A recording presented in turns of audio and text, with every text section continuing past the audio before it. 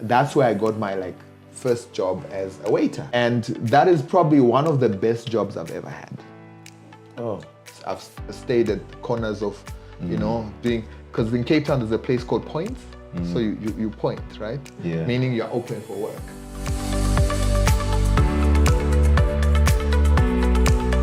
I said to myself, I'm gonna be the best software engineer. And because remember, I've been investing in skills this whole time. So now I've tripled my skill set, and my skills are way above where the market is. And guess what? In these 2 weeks, there were people giving me offers, job offers. It was money that I had never even seen in my life. I didn't even know it was possible to be offered so much amount of money. And I didn't even go for interviews. Do you know my business is 10 years old? Wow. Yes. I opened it in year 4. Yeah. 10 years old. Waiting for the invitation. Money was what you call a metric, a success metric or a milestone. Okay. They call it in strategy, they call it a tactical proof point. Yes. Okay, shots. No. Mambukats, what's up? What's up with you? Great. Yeah, finally. Hey, this man. Hey. Hey. I didn't say this when you were looking for me, but I'm on the run. So, are they really looking for you? Yeah, they're looking for me. So, I needed to make sure that the coast was clear. Yeah. Before I can pull through. You see what I'm saying? Yeah. You see my bodyguards outside? Yeah. Entering. No, great. No, thank you, Munya, for taking this time to be with us today. And the key thing why we actually even wanted to spend some time with you, besides that we know you are one of the busiest men on earth, we also want to be associated with such things. But the key thing is we also want you to help us share your journey. I think you've got 70 something years or something. Guys, 85. Let's get the numbers right. Okay, if you're cool. gonna spit out numbers, let's get them right. Okay. Yeah, 85. 85, yeah. Yeah. So basically what we here for is to conversate, speak to you about your life, your journey. Sure. When you started, I know you didn't get an opportunity to decide the names, but they did it for you. Sure. And now you're also doing it for other people, deciding their names. So we just want to, just take us through the journey, life, work, and, anything that can help us. Because basically what our audience is young people, the youth. Sure. And also the older guys as well. But the main thing is we want you to share the golden nuggets. The key things that you overcame, the key things that made you go to the next level. Sure. And stuff like that, and from day one. Yeah, you see, it's always tricky talking about yourself, right? Because that means you have to step away. Yeah. And actually reflect about what are the parts of me that I actually want to speak about. Yeah, you see what I'm saying? So it's always a tricky one. So I'm just going to try my best to recall. I'm sure certain things will come up in conversation and maybe you will spark a thought. Yeah. And then I might go back to what I already said. So it's not going to be in linear order. It's not going to be like one, then this happened, and that happened. Yeah. But I think as you said, it's a conversation. So the key is to obviously have it as that, as a conversation. So definitely. My name is Yeah. You ready? Are we ready? My name is Munyaradzi Nyikavaranda. Okay. Yes. Take notes of that. It took me up to grade 4 to write that name, but we can talk about that some other time. We need a whole different podcast for that. A whole different episode exactly. True. But like I was born a while back you know. I recently just celebrated my milestone birthday, so you can guess how old I am. 85. Well done. 86. It will keep increasing as we go. We might just end up on 90. Which calendar is this? Yeah, so you know, I was born in Zim. Spent probably the first 10, 11 years of my life in Zim. Okay. Moved to Zambia when I was about 11, 12 years old. Okay. Stayed there as well for maybe another 10 years, and then moved back to Zim for my tertiary education. Okay. Interesting story is that I actually wanted to be a doctor. Oh. Yeah. I wanted to be a doctor, so my whole thing was I want to save people. You know, I want to do some awesome things, you know, with my life. Yeah. So I actually wanted to be a doctor. So in a way, maybe that would manifest in itself later on in my life. But I wanted to be a doctor. So my whole focus since I was like maybe 10 years old was I wanted to do medicine. Right? Okay. So education-wise, I know you know from Zim, when you finish your matric or grade form 4 or whatever it is. Yeah, O-level primary. O-level primary, you obviously have to do your A-level. So because of my inclination to wanting to be a doctor, which was my first choice, by the way, is I was like, okay, cool, this is what I want to do. My second choice, and this will be quite significant, my second choice was law, right? I actually wanted to be a lawyer. Okay. But somebody very important in my life actually told me that I don't think you talk that much. But they were wrong. I think they were wrong. Yeah. I disagreed. But they felt based on my personality, I wouldn't make a good lawyer. So I was like, okay, you know what? It's fine. And then this person, my aunt, actually asked me at one point, like, so what is your third choice? Okay. And my third choice was IT, right? Okay. And it was a very reluctant choice because for a lot of reasons I ran away from doing IT, and I'll tell you why.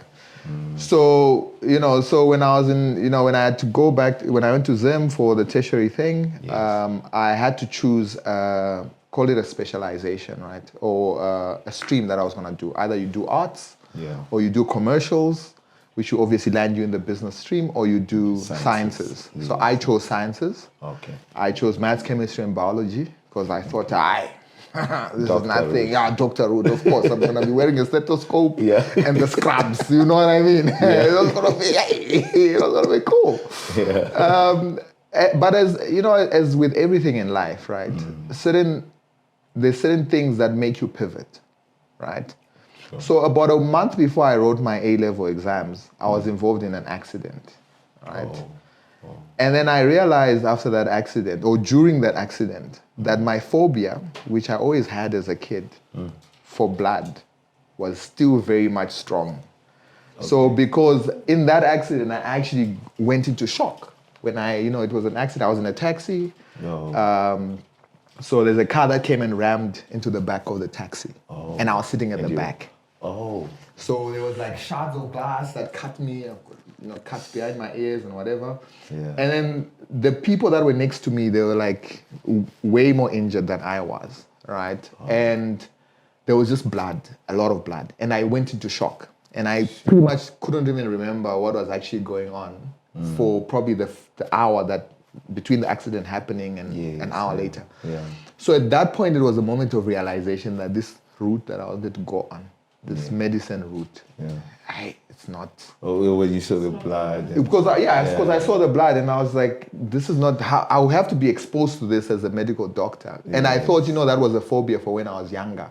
Oh, yes. But then, the universe has a way of directing you see. So the moment that happened, I was like, okay, I'm about to write my science A-levels. Yeah. I've already specialized. I've spent like a year and a half studying this thing. Yeah. I can't back out now. So now I couldn't go into law because I didn't do any arts. Yes. Like the literature, history, whatever. Yes. So what was I left with? The third choice, which was something in IT, which was in the science domain. Spaces or yes, yeah. Right? So that's how, I wrote my exams. I did as well as I could do, I think I did decently.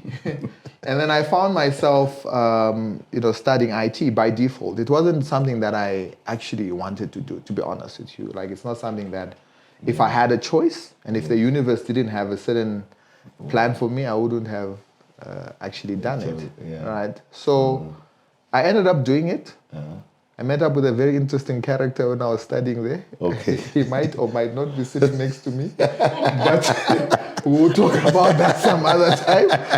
But funny thing is, when I was studying that, and I think this is a key thing about application. This is probably the first thing that I learned. Yeah. You won't always get what you want in life, but then what can you do with the situation or the cards that you're dealt? I think that was the first lesson. So me almost like pivoting into the IT space, I reluctantly went into it. And interestingly is my uncle, 3-4 years before that, had been trying to force me to move into the IT space. And I was whilst I was in grade 11, I was like, what's this? I'm not doing this thing. I made up stories to not do. But for some reason, it always followed me. The school I went to was high school I went to was a technical high school. They had computers. And my uncle actually took me to that school because he wanted me to do computers. You see, so it's like the universe was trying to nudge me, but I was being resistant based on my own sort of, behavior and beliefs. And then, when I started studying that IT in college, I found that I was not naturally good at it, but I was passionate about it. Okay. You know what I mean? Like I found out that I'm passionate about solving problems. I'm passionate about like finding solutions to problems. And it's something that comes naturally. So most people will face a problem and they'll be like, I give up on this thing. Yes. You know what I mean? Whereas for me, I'm actually motivated by the problem. So the more complex the problem is, the more I actually want to solve it, because that feeling of like that dopamine injection, like that touch of adrenaline when you conquer, you're like, I've done it. Yes, I've done it. You know what I mean? That feeling, I got addicted and hooked to that thing. You know what I mean? So I was probably not the most skilled person in college, but I was the most determined. There were guys that were smarter than me. And then, what I learned is that it's not about intelligence. Yes. It's rarely ever about intelligence. There's a lot of smart people that are not making it. That's true. You know what I mean? In a lot of instances, it's about grit and how much do you want it. Yes. You know what I mean? Yeah, actually, we spoke about it, and we actually share the same principle with you. It's all about your attitude, because look, even if you are faced with any situation, your attitude can make you learn and be competent enough for you to be able to resolve that issue. But even if you're competent, if you don't have the right attitude, you're not gonna really get there. I mean, you've got a lot of people that are extremely, extremely smart. Yeah. But nobody wants to work with them. Yeah. That's and how far you get. I mean, we're talking about college now, but this applies to life. This is my own personal experience and my journey. And I mean, we're talking about that, right? Because that's what we set the tone, right? Yes. Yeah. Is that it's actually less about your skills and capabilities at a point in time. Yeah. You can be smart. You can have PhDs, masters. You can have degrees. You can have piles and piles of degrees. Yeah. But if your attitude does not match those papers, you're not working with papers. You're working with humans. Yes. So your ability to engage and interact with people at a human level is what makes it critical, right? The humans that you're interacting with, because humans, you interact with them through your attitude, how you show up, how you present yourself. Yes. Right? The humans are the ones that are going to mention your name when you're not in the room. Exactly. Yeah. You see what I'm saying? So people think I'm going to get that paper and I'm going to get a high-paying job. Yeah. It's never about that. Yeah. I guess maybe it's probably maybe the way the world is set up, in the sense that even from birth, you're given a certificate and you don't know anything about life. You're giving it a birth certificate, and you still need to do. Yeah. And they say life begins at 40 or something, but Yeah. still all those years you still need to go through. No, you have to. And I think that's how maybe we have been programmed to say, look, for you to think you can, just get the paper. Yes, exactly. And yet it's not supposed to be the paper first. It's supposed to be show me, like you were saying.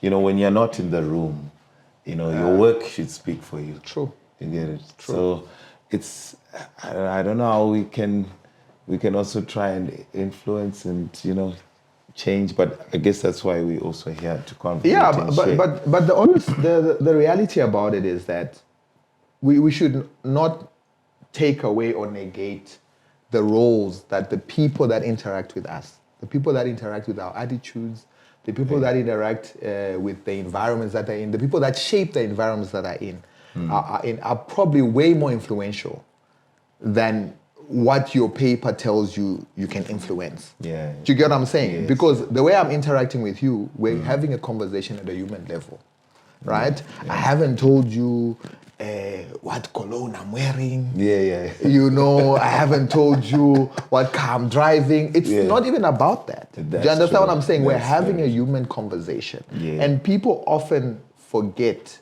the human element to any sort of interaction. Whether it's a work interaction, whether it's a personal interaction, there is a human first. Yeah, yes. You see what I'm saying? So for me, one thing that I've learned in my career is that humans will get you way further than any paper can. True. Right? That's true. I don't have a degree, right? Obviously, we spoke about college, but I didn't go to a college and I've never gotten a degree. Yeah. In the 20 years that I've been working, I've never gotten a degree. However, this is not a flex. I've had people with PhDs, masters, first degrees, second degrees, honors degrees, whatever, postgraduates, whatever, report into me. Yeah. Do you understand what I'm saying? Yeah, Throughout my career. And that is nothing to say. And that's why the paper is just that. It's a paper. It is. Yeah. Right? I didn't get into those positions because I was the smartest. I didn't get there because I was the most educated. I got into those positions because, one, I aligned myself with the right people. I aligned myself with the right things. And I aligned myself with the right type of work that will show impact. Yes. And speak for me when I'm not in the room. As you're saying, Yeah. your work has to speak for you when you're not in the room. Yeah, that's but it's not all work. Yeah. There's certain work that you're just busy. And you're not productive. You're not productive. You're just, we call it busy work. Yeah. You see, where you're busy, Yeah. but it's actually not showing any sort of impact. So, you know, when you talk about making a difference, either career-wise, personal, whatever, choose the things that have impact. And choose the things that have visibility. Oh, okay. And I'll give you an example. Yeah. Let's say you're working for an organization, right? Yeah. That is obsessed about solving waste management. Oh, yeah. Right? It does other things, but waste management is the thing That's that their they main focus. Yes, even the CEO's mandate, the CEO's salary is linked to him being able to optimize the waste management process. Okay. Yeah. And you're a person who studied waste management or anything related fields, chemical engineering, whatever it is that you need to study to do waste management. I'm not a waste management professional, and I don't even know why I use that as an example, but we're here now. Let's continue. Let's do it. Mambo Gadzi, you know what I mean, right? Let's proceed as you were. You understand what I mean? Yeah. Then maybe you're in the waste management, but you're saying, no, I don't like this thing. Right? Yeah. You're in a company, in an environment that does other things. However, the topical thing at that point in time is waste management. Yeah. Maybe the CEO's salary or the CEO's bonus is linked to waste management. Yeah. And maybe you're the single one person in the organization that understands that domain. Of waste management. And yet you're working in IT. Yeah. Oh, okay. Yeah. Do you understand what I'm saying? Yeah. So you have two that's- choices at that particular point in time. You can either say, no, I'm working in IT, this is me, right? Yeah. Or you can say, there's an opportunity here. There's a problem that this organization needs to solve, and that is linked to waste management. And the CEO salary is linked, or his bonus is linked to waste management. You have a choice. Yeah. What I would do in that situation, I'll be like, I already have the skills in waste management, or I know enough about this, and I know enough about that problem. I'll go and investigate that problem, try to come up with a solution, look good in the eyes of the CEO, guess what? That's way more impactful than any stuff that I would do in IT. Okay, yeah, definitely. Because now you're providing value towards the organization. Yes. Not what you think you're doing as an IT person. Exactly. But now you're providing value from the overall vision of the organization. And there's visibility. Yes. Right? Exactly. So impact is always relative, right? And that's what when you talk about impact either in life or in an organization, it's always relative. That's why people post on social media after they donate money to some people.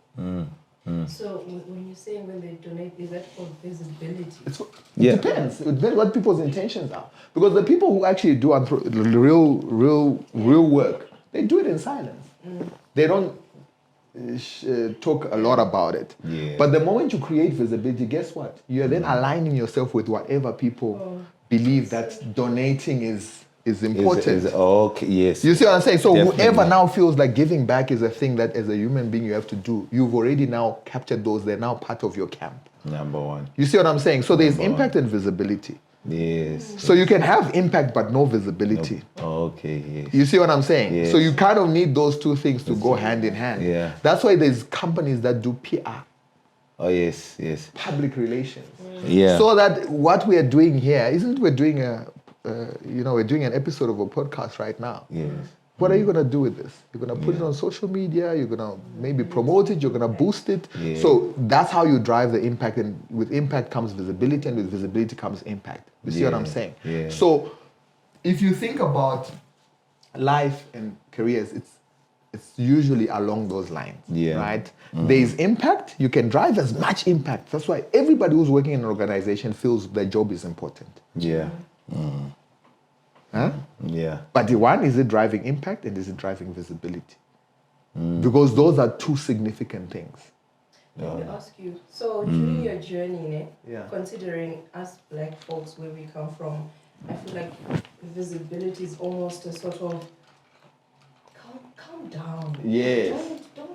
Don't be too much. Yeah. Get into the don't be too much. Yeah. When did you realize for me to go where I want to, visibility, I don't care what everybody, I just have to. You know what it is? It was almost a survival instinct, right? It was not even that I learned this or I was taught this. Because of my background, which obviously, I don't want to make this a bit of a crying and a tissue session, right? Yeah, but we can get them. Like, guys, just get 3 boxes of tissues. I want the pink and the red one, just depending on the level of crying that I want to increase.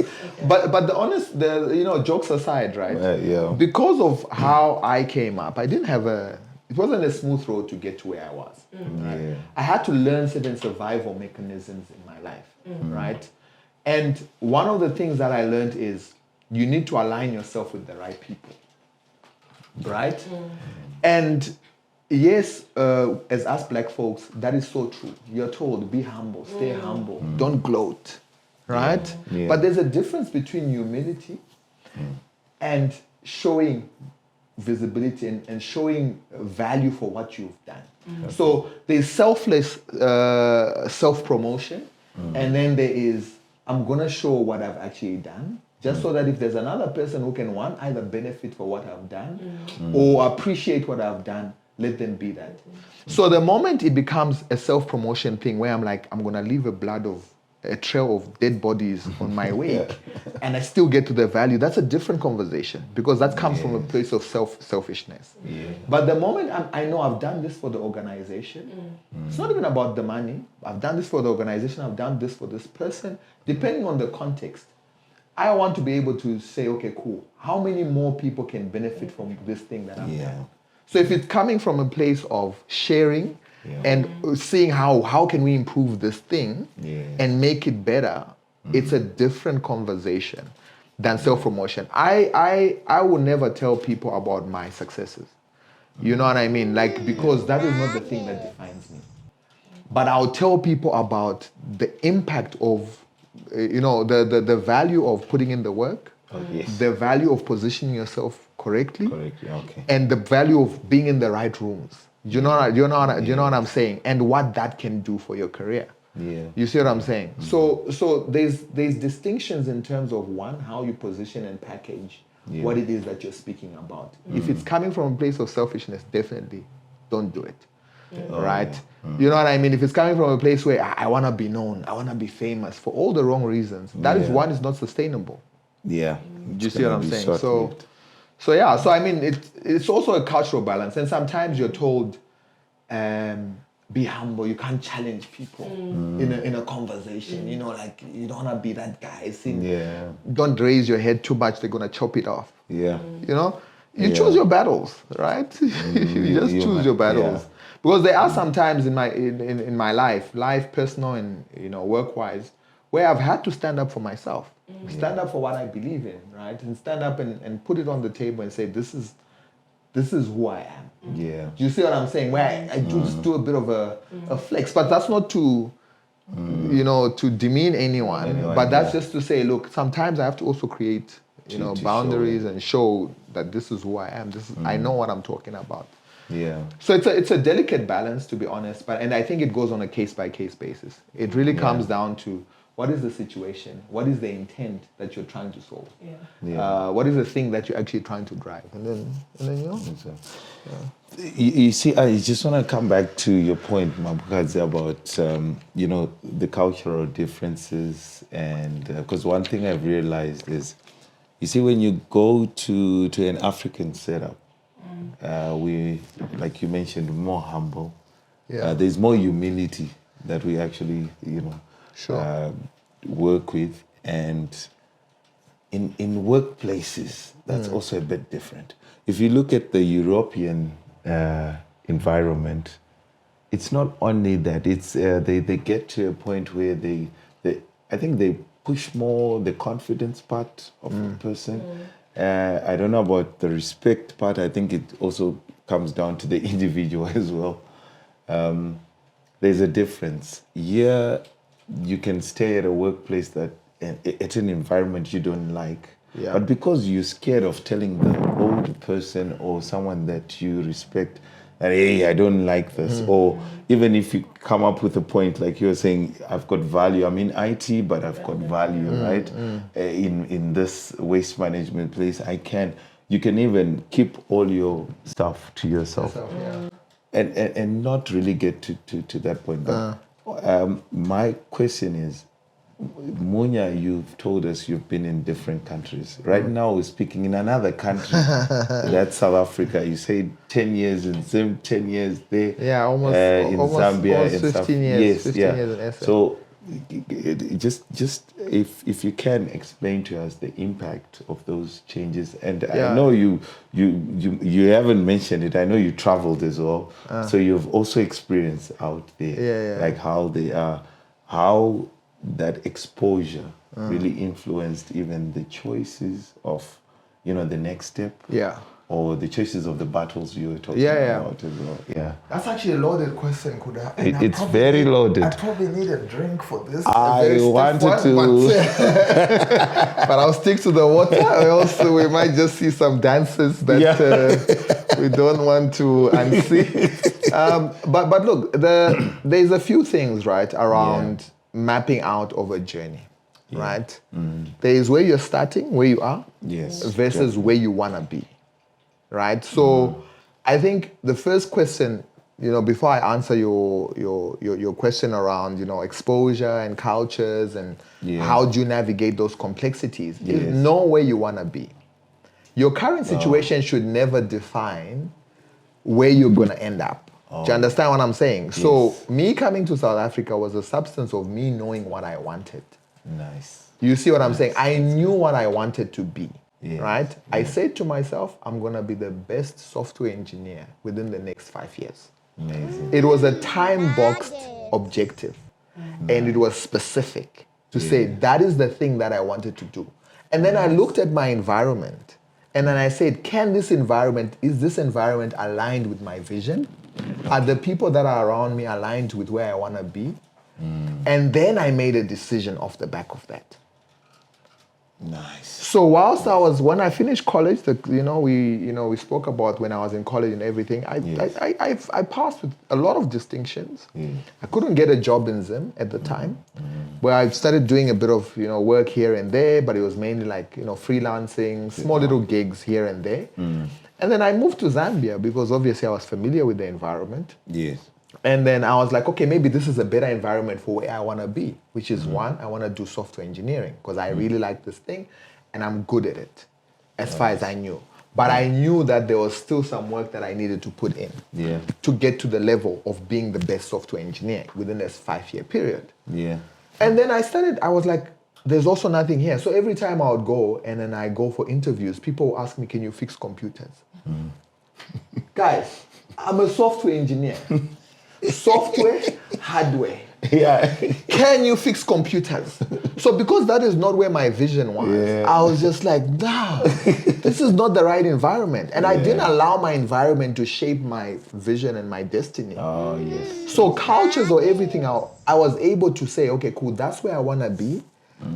But this GPS is losing signal in this place. Yes, it's not taking me there. It's not taking me to where I want to be. Yeah. So me coming to SA is because I used to read SA newspapers and I'll be like, this is what I studied. So this is not an environment that, it's not because they don't know. It's not mature enough as an environment for where I want to be. Yeah. So I'm now aligning like in Zambia, and no disrespect to Zambia, but at the time that I was there, every single interview that I went to, they asked me if I can fix computers or if I can sell computers.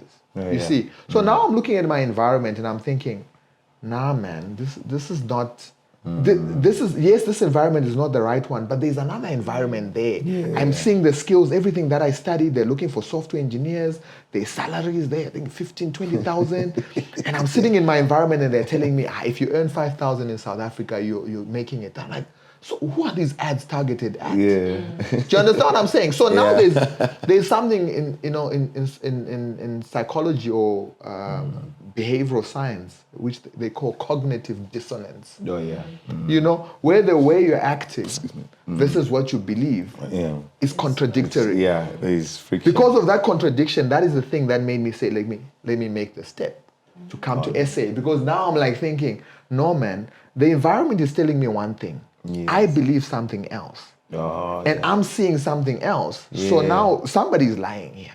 It's either my environment is lying, my dreams are lying, or that ad is lying. So I need to roll the dice and see which one of these is actually lying. And then I make a move to say, okay, cool, I'm going to take the leap and come to South Africa. With nothing in my pocket. I had a couple thousand rand in my pocket. Luckily, my brother was here at the time. And that at least allowed me to to at least find some footing. But even when I got here, it took me 2 years before I got my first IT or software engineering job. Sure. So it's not like what you plan, what you think, you're just gonna get it. No. But that's where you see the importance of vision and knowing where you actually want to go.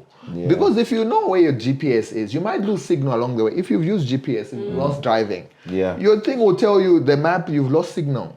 You have to say, okay, cool. The last thing I checked was, it said 16 kilometers on this route. I'm going to keep going for 16 kilometers on this route up until the network reconnects. Do you see what I'm saying? Recenter, and then, you're back online. And then now, how far are we from that 16 kilometers? Maybe now we're 2 kilometers away. You see what I'm saying? So the key is you need to make a step into that with a bit of a leap of faith, calculated guesses. True. You see what I'm saying? Because for me, I just didn't come to this country just because I was like, the land of God. No. It was calculated. I was like, my vision is saying one thing. My environment currently is not supporting my vision. So what do I need to do? So in that process, you're also going through, you were researching as well. 100%. No, I used to buy the you mentioned Saturday newspaper, right? It was called the Star or something. Sunday Times or something. No. This was a Saturday. It was the Star. I think it was called the Star. Thick newspaper like this. Half of that newspaper had ads at the back.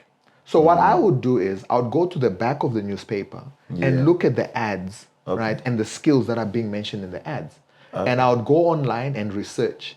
Either I learn the skills Oh. via YouTube, or I buy. That time it was Pluralsight and all these sites. Oh, yes, So I yes, invested a lot of yes. into my. Remember, my objective was be the best Yes. in 5 years. Yes. So who am I investing in? Yeah. I'm investing in myself. I'm investing in my skills. Yeah. So now I'm looking at the skills. I'm like, okay, cool. They want SQL. They want C# at the time. That time we'd only studied VB.net. I didn't know what these other things were. Yeah. So I now find out what are they. Start learning them, positioning. Doing jobs for free. Just so that I can build a portfolio. build and Because exercise the skills. exercise the skills. Oh, nice. So I get to a point whereby, as I said, I get here, 2 years go by, I was doing odd jobs. I was standing, the guys at Builders Warehouse. Because remember also, I'm going to say it now because it's documented at Home Affairs. Yeah. I was an illegal immigrant for a couple of those years, right? And then I even had, I even applied for refugee status, like economic refugee status, right? At the time, just so that I can have opportunities to work. You see what I'm saying? To pull through, yeah. But I knew what my ultimate objective is. And remember, back of my head, and this is where also humility comes in. Yeah. I qualified, I graduated top of my class. You know this. Oh, yeah. I graduated top of my class. Yeah. I had 17 distinctions. Yeah. I had 17 plenty, distinctions. You see what I'm saying? But now life had a way of saying, no, my guy. No, it's Let's just humble you just a little bit. Just a little bit. Like it has nothing to do with you. It has everything to do with the journey that you've embarked on. True. You see what I'm saying? Yeah. So now, I get to have those skills. I learned all these things, PHP, all those things were all self-taught. Those were all self-taught skills. Nice. Yeah. Because I was aligning with where the market was going. Yes, it's checking the skills, and then going online and seeing where can I teach myself, and where can I enhance myself to get to the level, because your vision. Exactly. The best. And and you're working towards that vision. How did you not allow yourself to be demotivated? Because I want to know, Uzi, when you kept telling yourself, no one is coming to save me here. Yeah. No one is coming to save the me. umbilical cord is cut. I'm doing this. I need to. What motivated you to keep going and just not? Yeah, I didn't mention a part that when I was 19, I ended up being a dad, right? While still trying to figure out being the best. I was trying to be the best at the wrong things. I ended up with a daughter. Yeah. That was probably one of the biggest motivations. Okay. One, I didn't want to fail myself and my vision. And two, I didn't want to fail her. Okay. Right? So those are the two things that kept me going. But from a human perspective, I think the thing that kept me going was like, I've come too far to fail. Nice. You know what I mean? Just telling yourself that, no, man. Yeah. I've traveled 200 Ks. Yeah. I don't know. I'm probably like 300 Ks away or 500. Or I don't know how far I am. But I can't go back now. Yeah. Me going back means when I decide to start again, I'm starting from zero. From scratch. So I just have to keep going. Whether I'm going 1 kilometer a day or 10 kilometers a day or 100 kilometers a day, I just need to keep moving. Because one of the things that I also believe in is in the power of manifestation, right? Oh, yeah. The world will give you, the universe will give you, whether you believe in God, whether you believe in the universe, whether you believe in, irrespective, this is not a religious conversation. This is about the power of who we are as human beings. Yes. What you say will usually manifest itself in your life. And this is not because there's a greater being that is shaping things and saying, oh, you've manifested this, here it is. No. It's because you don't see the world as it is. You see the world as you are.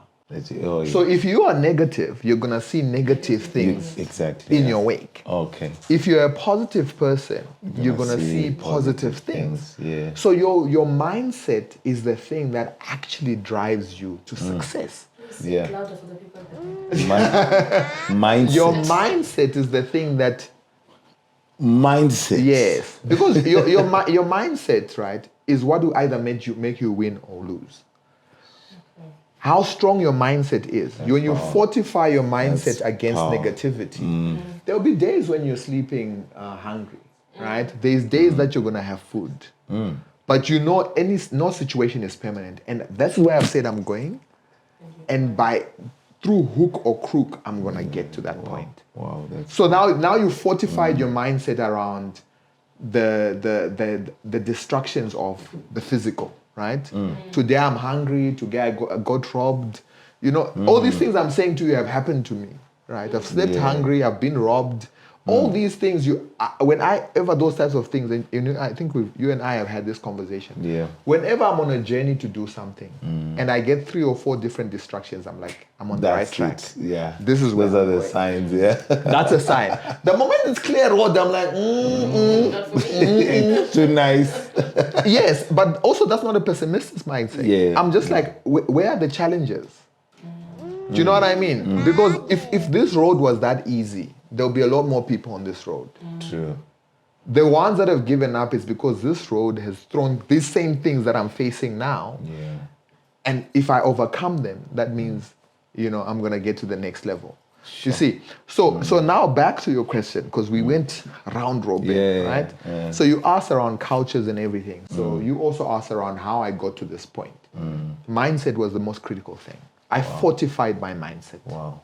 I slept on people's couches. Nice. I had people say, hey, my man, you don't have any money in your pocket. Here's some money, just so that you don't feel like, like you're a drag. Yeah. But then keep going. You see what I'm saying? But in my mind, I was like, this is a temporary. Delay is not denial. Yeah. Delay is not denial, my guy. That's Just because good. something is delayed, it doesn't mean that it's been denied. Yeah. You see? Yeah. So I kept on pushing through that, the ego, pushing through that. Because also that was school fees. That was me paying school fees. Yeah. Right?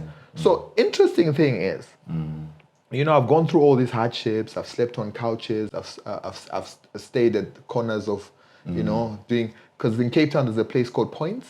So you point, right? Yeah. Meaning you're open for work. Right? Oh, yes. Because I was in Cape Town. When I moved to Mzima, I went straight to Cape Town. Never been to South Africa, went straight to Cape Town. Hey, don't ask me how. But that's what, you see what I'm saying? Conversation. So there's points where, you get there at 6 a.m. Yeah. By 7:30, if you're not picked up, you have no job for the day. Yeah. So depending on your current situation, it's either that means you're going to stay the rest of the day hungry or... Yeah. Do you see what I'm saying? True. So think about put that in, and I'm saying that not for a pity party or anything, but I'm saying that to give you context. Yeah. So now, all those things happen within the first sort of 2 years of me being here. I know a lot about fitting glasses, by the way, at construction sites. Oh, yeah. I can paint. Oh, Yeah, I'm a DIY king. You Oh, see what I'm saying? Most people look at me and they're like, this man can't DIY to save his life. You know what I mean? But I actually enjoy it now. It's therapeutic, right? Oh, Paint, yes. I can spray paint, I can assemble stuff. I'm handy with my hands. You can't tell when you look at my hands because they look soft. Yeah. You see what I'm saying? However, because of that. So that's some context, right? In terms of the journey up until getting here. So we get, all that happens and I find myself in Joburg and, now my permit is out, right? I think, those permits that everybody got. And then that allowed me to now be able to get work. Yeah. Right? That time I'm sleeping at my friend's couch, very broke. He knows himself. And I'm sleeping on his couch and, very little things happening in my life. True, yeah. And then because of the experience that I had, with looking for work without a permit, talking to recruiters and they hang up on you. Yeah. I had a bad reputation. One of my friends says, no, just put your CV on a recruiter site. Yeah. Put it there. My phone wouldn't stop ringing. Nice. Then I get my first gig. I think probably a week after that. Yeah. I was over the moon, This was Munyaradzi. No, Joburg. So I moved to Joburg now. And so I get this job and I'm over the moon. It's a software engineering job. I'm getting a decent amount of money. Remember, I'm coming from zero. Yeah, I'm coming from somebody, nothing somebody giving me, permanent. my friends giving me I'll sit on their couch and I've got it. Luckily, I had a laptop at the time. Yeah. I had a laptop. I'll be just practicing coding. Or the self-teaching, like self-improvement. Yes. Self-improvement. Because you constantly tapping into your vision. I'm tapping into the vision. And then saying, okay, here I'm here. Yes. Then what? But still, I need to get there. Then this is what I'm going to do. 100%. So constant. Nice. Key, if you have to take anything, because you mentioned nuggets of wisdom, invest in yourself. Number one. That is the one investment that will always pay. You pay back. Nice. You always cash in on that investment. Nice. Right? Whether it's directly or indirectly, if you invest in yourself and you're deliberate about your investment. Yeah. You look at the market. Just like with any investment, you have to analyze the market. Analyze the trends of where the market is going. Yeah. And then make that investment. So that's why you were going to newspapers? 100%. That was where it started. And I never left that discipline up to this day. I never look at trends locally. I always look at trends. So do you still buy newspapers now? Not newspapers, but there's different. It's called YouTube. Oh, okay. It's called YouTube and it's called the news feed on your, or your browser, right? Because it will tell you what's going on in the world. You need to subscribe to this. You see what I'm saying? So so think about it, right? So I've gone through all this pain, this hardship, and now I'm in Joburg. I get my first job at a software at this advertising agency. That's Joburg now. I'm in Joburg now. And I get this job at this advertising place. It was nice. Now, you remember, I'm coming from maybe getting 200 donations from my friends every other weekend. Only when they get paid, because they also used to chow their money and be broke together with me. But hey, we're broke together. And I'm like, hey, we're in the same boat. Yeah. So now I'm making a significant amount, right? In the thousands, right? It's good. It's the money that I was seeing in the newspapers, maybe slightly lower. Yeah. But now I've reached. Now I'm like, okay, now I've arrived. It's another step. It's another step because now the hope is restored to say, okay, cool. Now at least the vision has gotten like to a certain point. So now I get to the work. It was nice for the first couple of months. Then it just started. Deep pain, right? Because I was coming from a place of I need to make this work, right? I can't go back to standing on points. I can't go back to waiting tables. I need to make this work. So guess what I did? The mistake that I made. I said yes to everything. Oh, okay. Oh, this thing is due tomorrow. Okay, yes. Oh, okay. Right? Oh, no, we need to get this done in 2 weeks. I know in my mind this could probably take me a month. Okay, yes. So I'm agreeing to every single thing. And guess what? I'm putting myself in a situation where I can't deliver against those expectations. So you're opening. It's just coming in. It's coming in. And you see what I'm saying? Now up. I'm here. This is my dream job at that point in time. Yeah. I'm working overtime. I'm working weekends. I'm not enjoying my life. I'm working 6 a.m. to 2 a.m. in the night. You understand? Yeah. Trying to keep this job, right? Because I'm not saying no. It also didn't help that the owner of the company was not a really great person, right? Okay. They were not a people's person, but also I had a part to play in that because I said yes to everything. Yeah. So I can't continuously blame him because he would ask me and I'll say yes. I think it comes back to what you said, Mambukazi, about the humility thing and just taking up from an African 100%. No, but that's what it is. But also remember, it's coming from a place of trauma. I've been traumatized. Now. I've been, sitting at points. I've been trying to get my life together. Remember, I've got a vision. Oh, yeah. I've got a daughter that I need to support. Oh, yeah. You see what I'm saying? So now there's all these pressures and I need to make this work. Sure. So now also the humility of saying I can't say no because no is seen as a bad thing. Means you can't do the work. You know what I'm saying? Oh, yes. So now I'm in this situation where it's a bit of a chicken and egg situation. Do I say no? Do I say yes? But obviously I don't want to go back. This is nice. I like this. I'm working in an office. There's aircon. I'm working on a laptop. You get what I'm saying? True. You see. So now I'm in this situation where it's not a good environment for me. Yeah. My health is suffering. Mentally, I'm not okay. You're not. And you know the worst thing about that? The one thing that kept me going, my confidence, is slowly being chipped away at. And that is the point I said, I'm going to walk away from this thing. Okay. You see what I'm saying? Because at that point, I was like, my confidence and my belief in my own capabilities and my dream are now making me question that. And I think that's a key thing. Did you, at that point, tell yourself that this was my doing, or did you blame? No, at that point, 100% I blamed him. Okay. Right? Because, but I learned also. I blamed him, and at the time I was like, yes, he's a horrible person. He would have handled it better. Yeah. But then with everything, God has given us the power to retrospectively evaluate a situation. That's what makes us reasoning. It's what makes us different from animals. Right? Yes. You know, in this situation, we will probably reflect after an hour and be like, we should have said this. But that's the power of what God has given us. That's what separates us from the animals. Exactly. You see what I'm saying? Because now, when I sat, I was like, okay, this man was probably not a good leader. He could have guided me better, right? But I also wasn't the best employee because I said yes. And that is when I learned the one thing that actually accelerated my career. No. Exactly. What? No. Exactly. Just say no. Like, no, I will not do this, right? Yeah. Because now you're acting like you're a dam. You've got this unlimited capacity. Yeah. And yet your output is one person that's...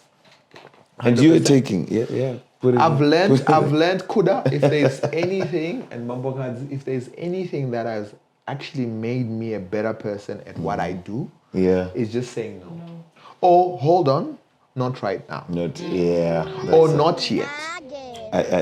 So it's a balancing act, right? So there's a difference between saying no to everything and saying yes to everything and being able to gauge your own capabilities versus what you're getting as requests. So you knowing your limits and you knowing what you're capable of delivering in a certain time, and then when that cup is full, as you're saying, you just say, oh, hold on, I can't help you right now. I'll help you in 3 days. Or no, I'm not going to do it in 2 weeks. I can do it in 3 months. That's you see what I'm saying? That's good, As black people, sometimes saying yes is a problem. You know what I mean? As people, depending on your personality, it's not even a color thing. Right? It's a personality. It's a personality thing. Issue. If you can be any color, but maybe you're a people pleaser. Exactly. You want people to be happy around you, right? Or you've got a certain perception. Yes, or you've got a certain perception about who you are that you don't want people to have a negative association to. So maybe you're seen as a person who's always helpful. So now you're helping people even at your own expense. You see what I'm saying? Because you want to fulfill that itch. Exactly. So after I walked away, and I walked away from that job without another job being lined up. Wow. Okay. Yes. No, I walked away from it. And you know why, right? And this is where also I learned another thing. So no is one thing. The other thing is know what your boundary is. So my boundary was, you're not going to take away my confidence because it's the one that got me here. So I had nothing else but my confidence and my belief. So the moment that you have people now that are chipping out the thing that defines you at your core, then I'm like, no. I can do without this job, but I can't do without my confidence. That's. So that is where I cut the tie, and I was like, listen, I'm gonna. And guess what? On my farewell day, because I gave my notice, I served my notice, 2 weeks. On the last day, right, that I was actually meant to say, they took me to KFC. Interesting story. Okay. To KFC as a farewell. Okay. Not even my boss, by the way. Okay. It was my colleagues.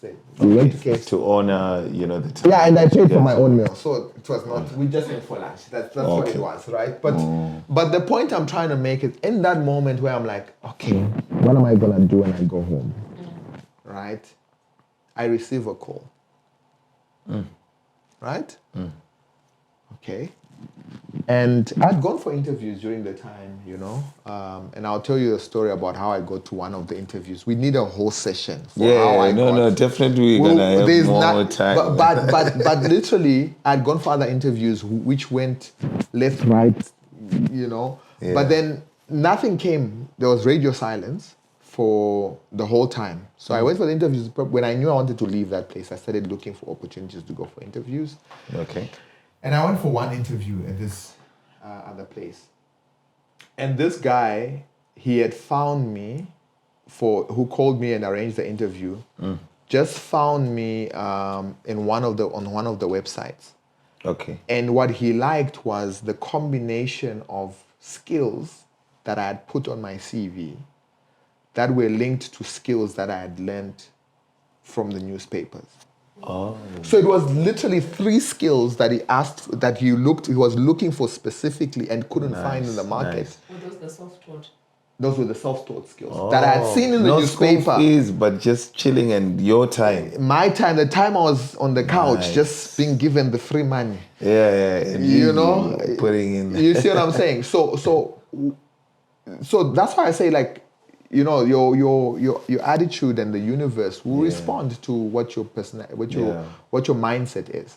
So this guy calls me, like when he called me for the interview, it's like, no, this is interview in like PHP, which is a scripting language on the servers, and some other, I think it was CSS and something else. Would you go? So I went for the interview, did the interview, forgot about it. I didn't think I did well, to be honest. Went for the interview, left it, and then on the day I was leaving, they called me, and they were like, the guy called me, his name was Shahid, Shahid, I think, Shahid. He calls me, he's like, are you sitting down? I'm like, hey, Jesus, take the wheel. Why am I supposed to sit down? I'm at KFC. I'm like, no, I'm standing up, but okay. It's like, no, are you sitting down? And I'm like, no, I can sit down. It's like, I think you should sit down. Okay. Right? Then I went and I sat down, and it's like, are you sitting down now? Then I said, yes. Then they said, okay, those guys are going to hire you. Nice. And he said, they didn't even look at your previous salary. Wow. They're doubling it. Whoa. He knew what my salary was. Yeah. So whatever I was getting at the old place, they doubled it and then some. Wow. You see what I'm saying? Yeah. And it's like they just really liked you. They liked your personality. And interesting thing is, the guy who interviewed me, I could not read him, right? But he had studied the same diploma that I studied. Oh, before. Okay, so he understood. He understood exactly how it was actually built, right? So he had studied the exact same diploma. So he knew that whatever he got from that qualification was valuable. So what are the odds of that? Yeah. Manifestation coming through. You see what I'm saying? Exactly. Yeah. But it's a mindset thing, and the thing mindset is important. and you know what? When I hung up, because the guys prior to the call, they were asking me, so where are you gonna work? I'm like, I don't know. Right? You just threw the paper and said, guys, it's okay. Yeah, I'm not. Yeah, And I'm then moving. Where are you moving? Just hold on, I'll tell you. You don't know. I didn't know. So when I came back to the table, they asked me, because I was smiling now. Yeah. And then they asked me, so why are you smiling? Who was that? Then I was like, no, it's actually a job offer. I've been offered a job. It's like, where? Then I told them, I said, I'm going to FCB. I didn't know who FCB was, by the way, at the time. And then it turned out it was one of the biggest advertising agencies on the African continent. Oh, wow. Right? One of the biggest advertising. At the time, I think in terms of size, it was actually maybe top 2. In terms of staff, the clients they were handling a lot of international clients, and. Yeah. And the guy was sitting at the table, is like, I've been trying to apply to these guys for almost 3 years. One of the guys at KFC. Yeah, one of the guys that I went with to KFC, one of my workmates. Yes. He says, I've been trying to get into that organization. They just don't hire anyone. Wow. It's like they don't hire even on just skills. They hire on attitude. And it's like it's very difficult to get and work there. And when I started work there, it was probably, that was probably one of the most amazing work environments. Because also what I did is, when I was leaving, you know what I said? I said, God, can you just give me an environment that will allow me to shine? Nah. An environment that will allow me to just showcase my skills. I don't care about the money. Okay. You know what I mean? I've never been one to chase money. Money is a byproduct of the investment you've made in yourself. Let me say that again so you know I mean it. Yeah. Money is a byproduct of the investment that you've made in yourself. True. Money should never be the thing that you chase. Yeah, yes. Chase the passion, invest in yourself, align yourself to that passion, and then the money will come. It's a byproduct. True. I've had people that I've known in life that have chased the money, and great, it's not a sustainable strategy, right? I stayed at FCB. I stayed there for a couple of years, and the honest truth is, like, there was so much on the cutting edge of where the world was, such that by the time I left that organization, I had tripled the skills that I knew. Nice. So I went in there with maybe 10 skills, for argument's sake. I left with about 30, 35 skills. Nice. Competent skills. Nice. So now I go into the market and I'm putting my CV on the market. Guess what?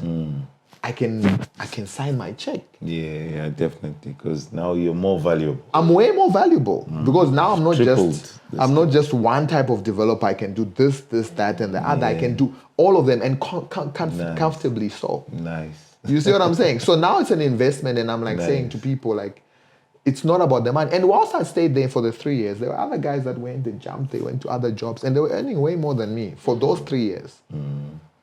But then fast forward maybe 6, 7, 10 years, I'm probably tripling what they're earning on an annual, not monthly, annual. Wow. You see what I'm saying? Wow, yeah. So it's not even about just the money. It's about what is the investment that you've actually put in yourself. Yes. And that's quite important in investing. Mostly we think we value money more than what we can put in ourselves.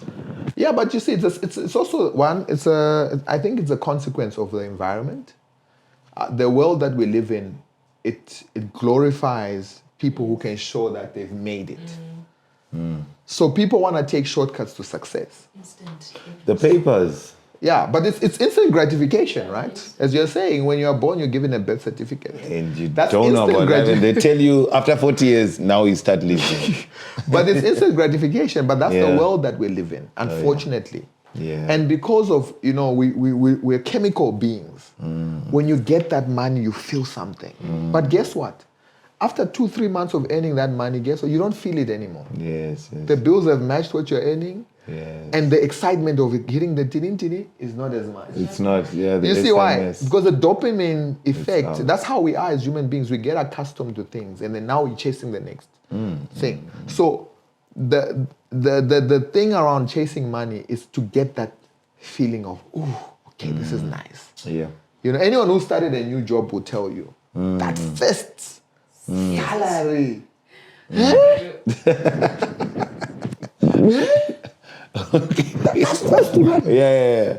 It's really when they're saying doubling, like from your my guy, doubling into and let me give you context. I went from 200 to whatever the number was, which was in the thousands. Yeah, it could have been 5, it could have been 10,000, but it was way more. Amazing. It was like 5,000% of the earnings I was getting. Wow. All right, and then 6 months after that, I double. Wow. You see what I'm saying? Yeah. So now think about that feeling of dopamine. Yeah, it's definitely gonna. And then also think about, because I'd gone through so much of a humbling exercise, I was just like, okay, this is the beginning. This is not the end, right? Yes, that's what I wanted to say. Like, when you then left, or when you got the job at FCB, you were like, you didn't go, I'm right. Yeah. No. You didn't stop and be like, and now what kept you like? What kept me going was my vision. Remember I said I wanted to be the best in 5 years. Remember I lost 2 years in my, when I came here. I didn't lose 2 years. I think I invested 2 years in school fees, right? Because it was a humbling experience. And I feel like that was something that taught me a lot about humans. It also taught me a lot about myself. I thought I had limits, and I was a bit of a hothead. Like, I honestly feel like if I had just come here and I'd gotten all the money, I probably would have not been sitting here. I probably would have been a person who's full of themselves, that feels like they walk they walk on people's heads. There's a saying. Right? I probably would have been that guy, right? But because of those 2 years and a lot more years that were to follow, I realized that human beings are human beings. True. You see what I'm saying? People saw me in that state. They probably looked at me like, he's a failure. You see what I'm saying? Yeah. They didn't know what I was going through. So those 2 years taught me to engage with humans as humans. Engage with people as people. You don't know what the person is going through, right? You don't know why they're in the position that they're in. Yeah. Don't judge. Yeah. Right?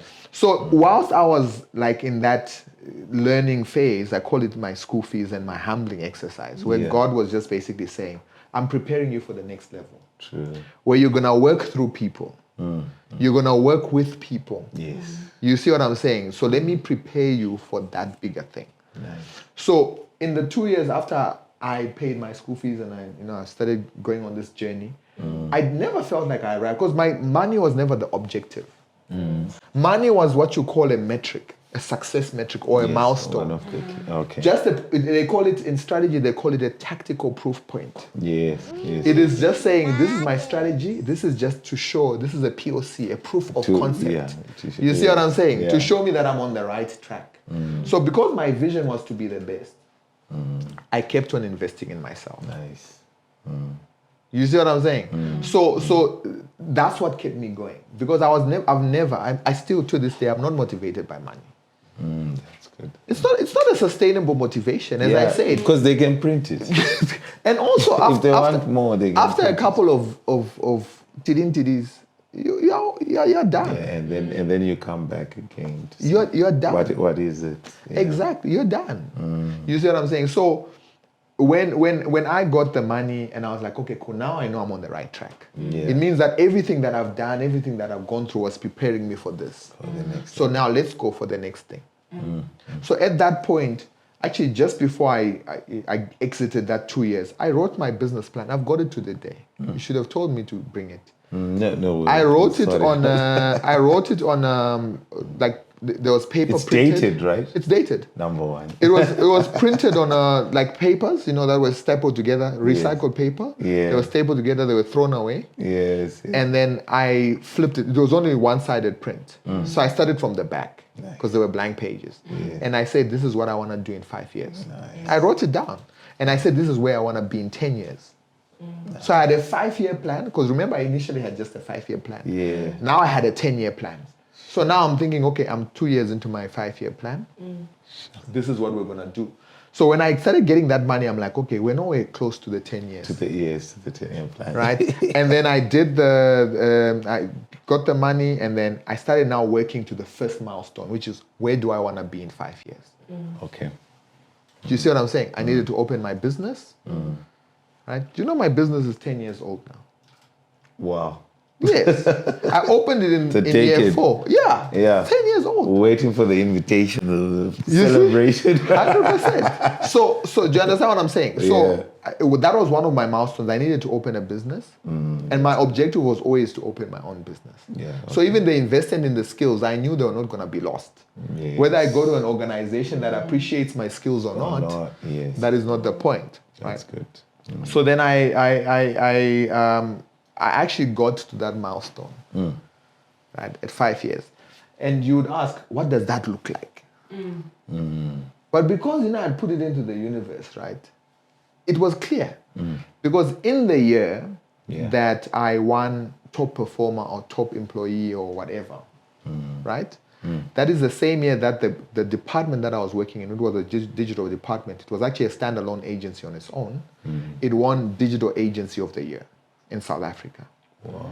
And the parent agency won Agency of the Year. And that is the year I won Best Performer. So what does that say? I had achieved my goal of being the best developer. Oh, yeah. No, Because I'm the best of the best in the best organization. I'm the best department in the best organization. That is in the industry. Yeah. So now I was like, okay, cool. This is a sign that I've actually reached that pinnacle. Yeah. People would argue and say, maybe it was because of this, that, and that, and there were other metrics. But for me, that was the metric that I was using, and that is the one that made sense to me. And I'm like, I've arrived now. Yeah. Right? And now I was like, okay, what's my next? That's So the then next, I started looking at my 5 to 10 year plan. What does that look like? Oh, that's interesting. That's power. You see, one thing that I've picked up is there are a lot of key things that you mentioned that we usually don't really prioritize in life. Mindset. Yeah.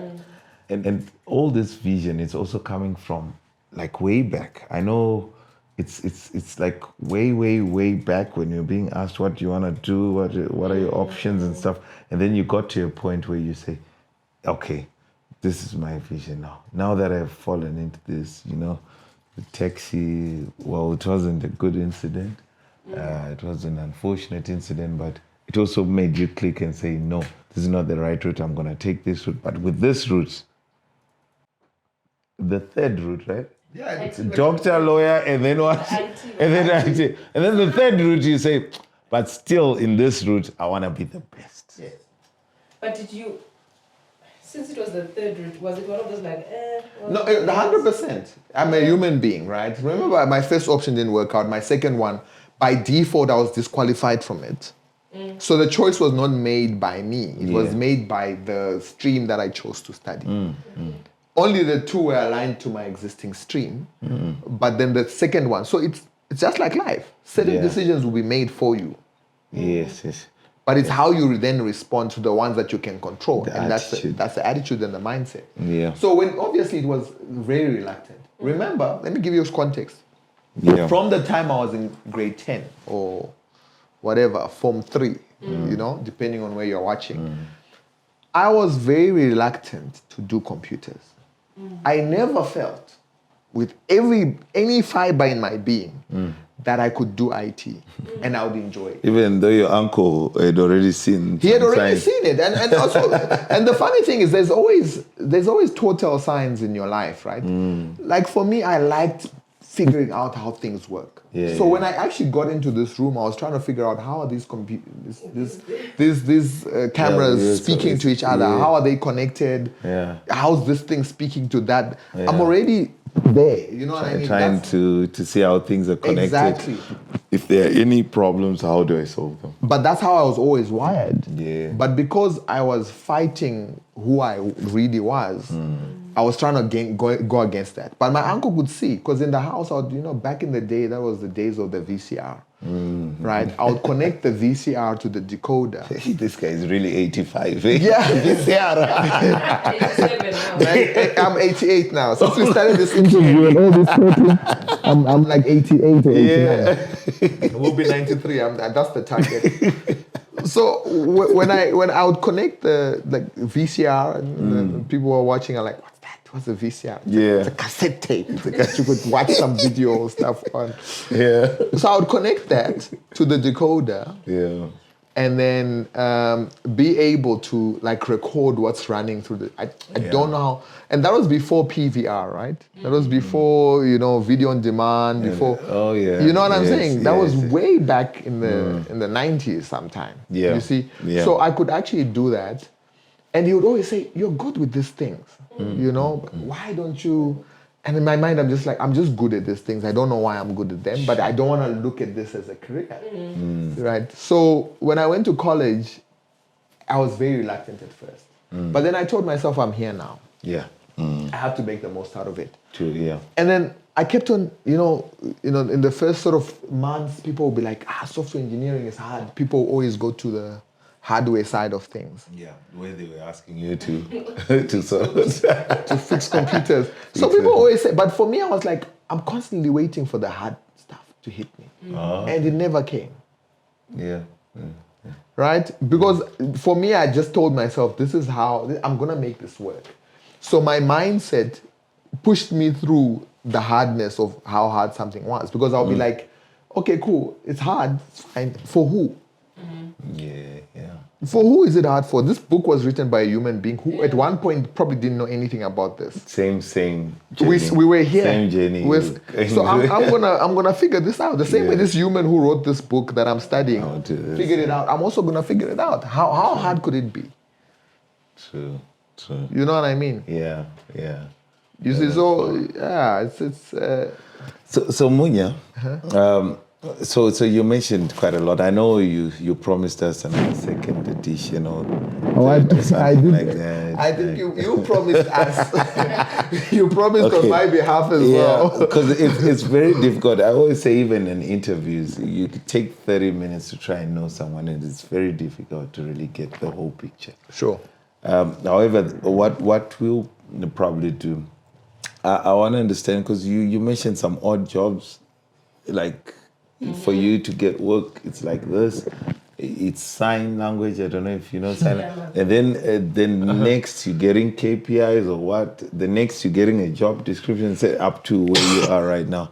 I would want you to just highlight, from the start, just maybe titles. Let's say titles, because everyone can relate to titles. Okay. This is what I did this year, and then stuff this year. This is what I did. To rise through the ranks. Yes, and this is where I am at the moment. Okay. And basing on what we've picked up, because I think this guy here is gonna keep on just going until 200 and something. And I'm 93 now. Is it already? Yeah.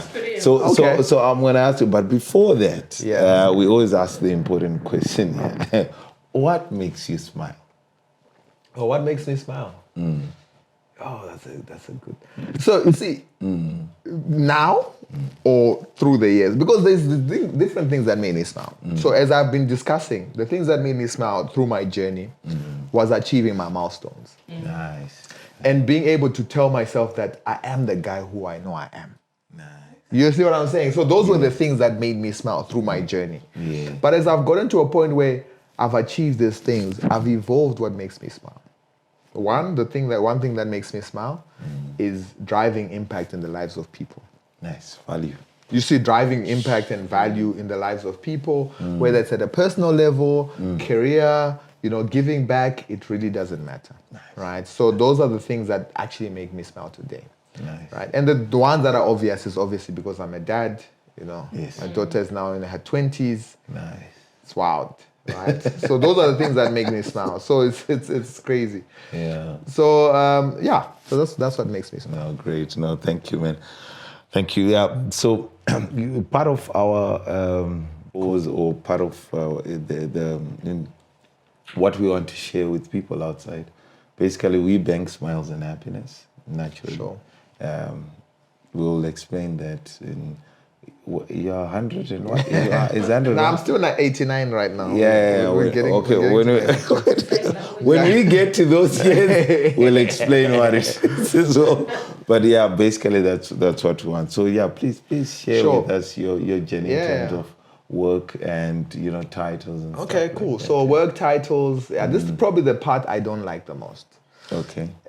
Because we can get the fire extinguisher. No, why? I mean, jokes aside, I don't like this part because for me, I've never really chased titles. I've always chased impact, right? Yeah. So the titles, I've always known that titles are how you get more influence and more impact. Yes. And that's how you drive more impact, right? So that's the only reason I've chased the titles. Yeah. Right. Yeah. So the sort of key takeout as I speak is not so much that the titles, but I always chased influence, right? To say, where can I get the most influence? Where can I get the most titles? Well, and the title comes with the influence. And then that's how I'm able to drive more impact at a broader level, right? Okay. So that was always what the case was. Nice. Career-wise, I remember I mentioned the agency that I worked at first. I was actually, there were a few years before where I was doing some freelancing work, but we won't talk about that. But let's just say let's talk about when I came to SA.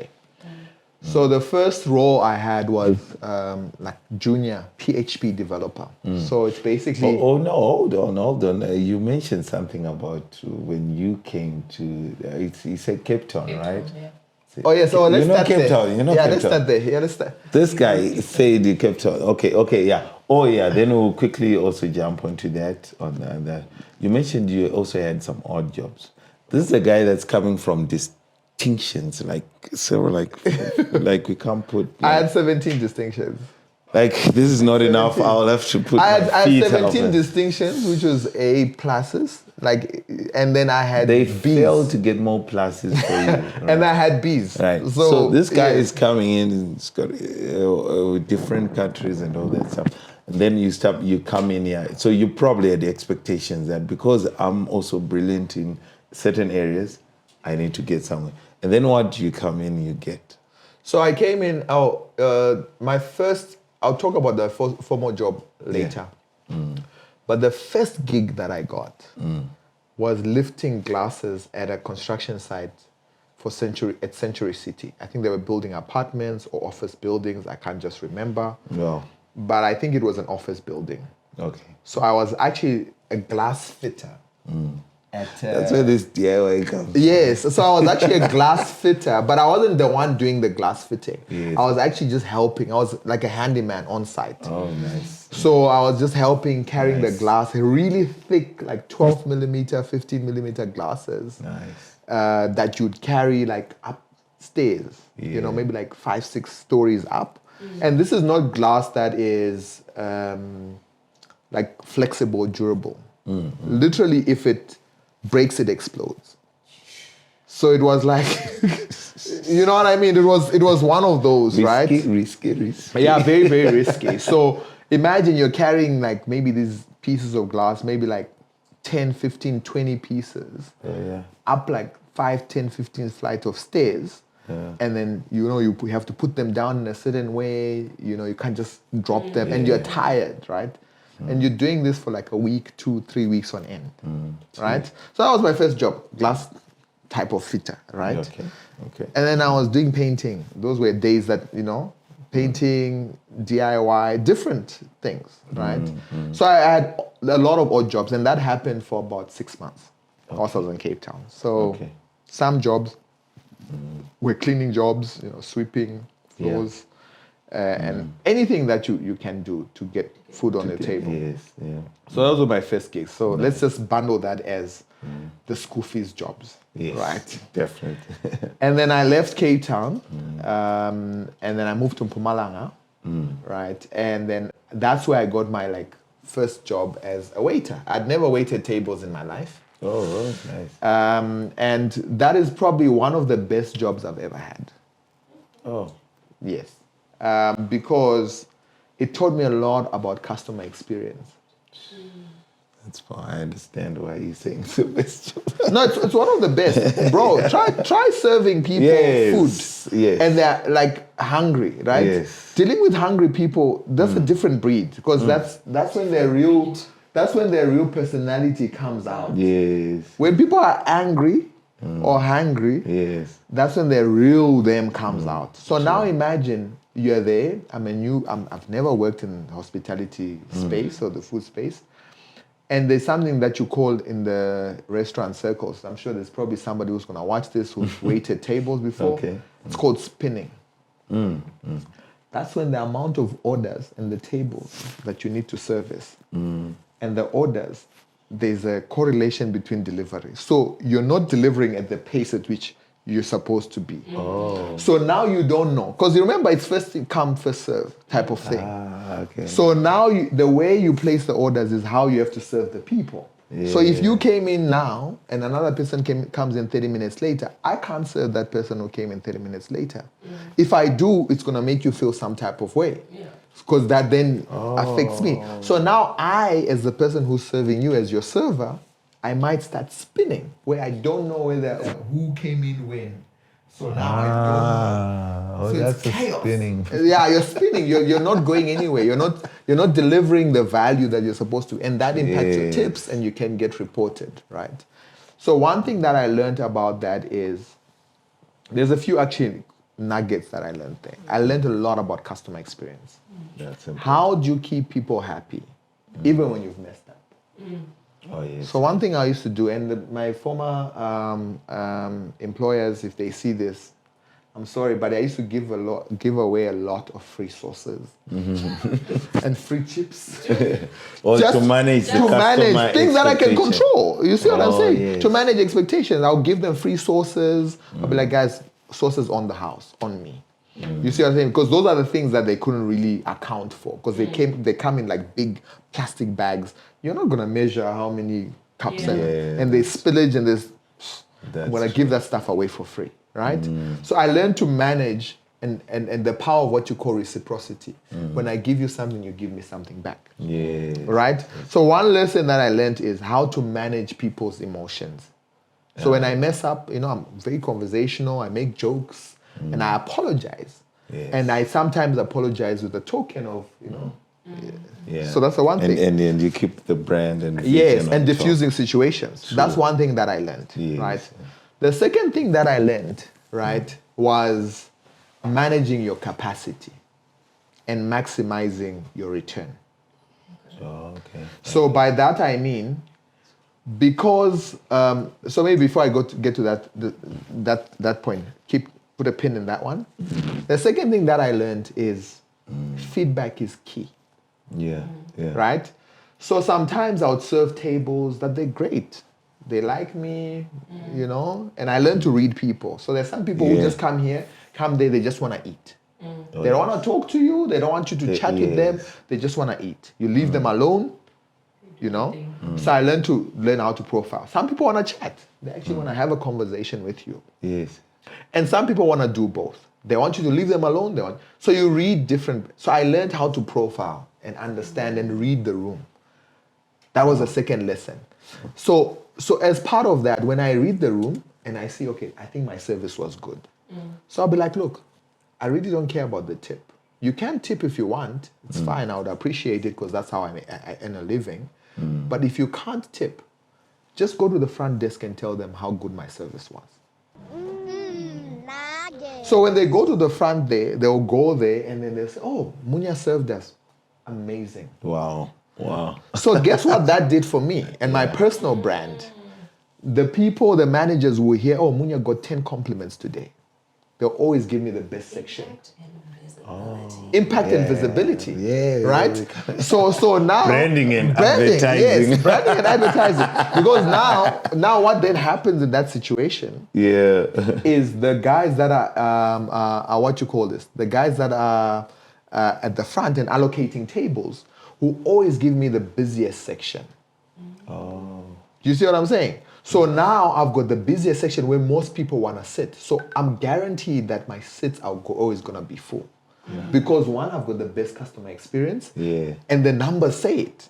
So I'm getting 5, 10, 15 compliments a day, but I'm actually telling these guys that I'm not so happy with the tips, right? And they'll still tip me. I was making probably triple what everybody else was making. But from a sales perspective, my sales was probably the lowest, but my tips were high. Why? Because of customer experience. Customize on point. I was always tapping into their emotions and having and some would ask me, why are you here? You're very well spoken, whatever. And I'm like, no, this is just a stepping stone to It's the part next of thing. the journey. I'm like, next thing when you see me on TV, don't be surprised. And they would laugh, right? You see what I'm saying? So now it was a stepping stone, right? So now I learned that visibility and impact. Because my managers knew that Munya always got compliments, they would give me the best section. So now guess what? I've got an opportunity now to make way more money off the back of that. So that's the second thing that I learned. The third thing that I learned was that sometimes these sections were huge. Because remember how these restaurants and franchises are ranked, right? I don't know if they still do it now, but back then was if you get a complaint in your store, it goes all the way to head office. And I think they had a demerit system. So they tried to mitigate bad reviews. Because you can call head office in the Spur head office, because I was working at Spur. You can call the Spur head office and they would call the franchise. They'll ask you, where did this incident happen? Blah, blah, blah, blah. They can even refund the customer if it was such a bad experience. So you as a branch manager or as a franchise manager or an operator, you want to avoid having complaints against your store. Yeah, definitely. In fact, you actually want to encourage people calling the head office and giving you compliments because that means good experience. You get a ranking and, I think they used to get some money at the back of that or whatever benefits. Yeah. So they would always try to keep their best waiters or the ones with the best customer experience serving the areas that have the most revenue. So now what? Visibility. Yes. So your section has got visibility, right? Yeah. So now I'm sitting there, and then, I know I'm always being given the good sections, Yeah. right? Yeah. So also now my potential to earn is also higher. It's increasing. However, remember customer experience, it has to feel like it's personalized. Yeah. Now they've given me a section which sits 50 people. How am I going to serve 50 people without spinning? When you're... And guess what I'll do? You know what I'll do? And this is the third lesson that I learned. Identify the talent that's around you. Oh, power. Don't do everything. On your Don't own. do it by yourself. Guess what I'll do? Yes. I'll recruit some guys, and I'm like, do you want a table in my section? Yeah. And I'm like, okay, cool. Let me, you're next there, that section. So meaning you can manage these two. I will not pick somebody who's on the other side of the restaurant. So I'll pick that guy who I know will also deliver service. Nice. Then I'm like, you can keep the tips in my Nice. section. And I give away half of my section. Nice. So then that allows me to then maximize on the tables that I have.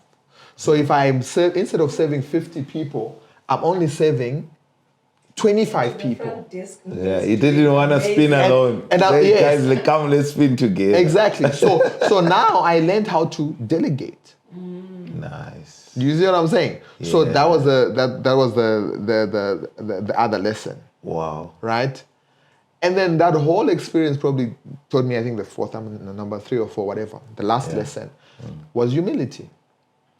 True. Because when I'm engaging with you, I'm not coming to you and saying I've got 17 distinctions. Nobody gives a damn. They don't care. Yeah. I'm engaging with you at a human level. I'm trying to understand why you are there. Are you there because you're hungry? Are you there because you're dealing with something? What is it that you're dealing with? Let me try and understand that. And then I can somehow at one point benefit from it. Yeah, You see what I'm saying? Yeah. So I learn now to be able not to manipulate people, but to at least understand them at a human level. Because some would actually ask me and have a conversation with me and those types of things. And that's what I learned. That's why I say that was the best job that I had. Yeah, no, I understand. Because clearly, like, even from what you're saying, you wanted to have a company. I think you already had a company in a company already. Exactly, because I was learning a lot about human beings, right? You're learning with human beings, you're working with the guys, you understand there's work, you're making sure that the CEO, which is the customer, is happy. You're 100%. getting those credits, you're getting more work, and say, let me work with that. You're training, you're identifying the talent. 100%. And clearly that's Yeah. So that was probably, as I say, that was probably the best job. Painful. I lost a lot of weight. You were on your feet at least 16 hours a day if you're working a double shift. That's good. But it was still rewarding in the sense that it taught me a lot about how to work also under pressure. I think another thing is working under pressure. That spinning, it's all pressure. It's pressure, yeah. You have to give people food. When people are hungry, angry, lonely, and tired. yeah. So that was the second gig. And then the third one, after I finished that one, I went to where I was working as a PHP developer, where I initially started before you pulled me back. Yes. Thanks a lot. And then I worked there for 6 months. Okay. Right? The PHP. PHP, yeah. It's a yes job. Yeah, that's a yes. That's a yes. That's a yes job. That's the one I was doing a lot of yeses. And then I did that for 6 months, and then I then got the job now at FCB. So FCB, I went in there as a mid-level developer. I was also a PHP developer because that's what they wanted. Nice. So they had like a website that was purely built in PHP. And they couldn't find really good PHP developers that fitted in with the culture as well. Oh, okay. So they wanted PHP, somebody who knows front end or CSS, JavaScript, whatever. So that they were very specific about the skill.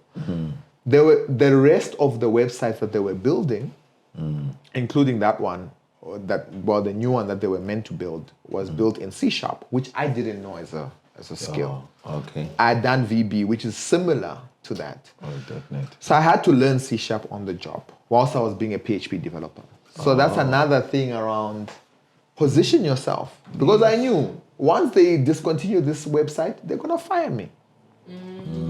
So now I started throwing myself in this. The relevant areas. Exactly. And I started learning, yes. I would volunteer to work on some of their C#, because C# and VB, which I had studied, were very similar. They were built both Microsoft languages.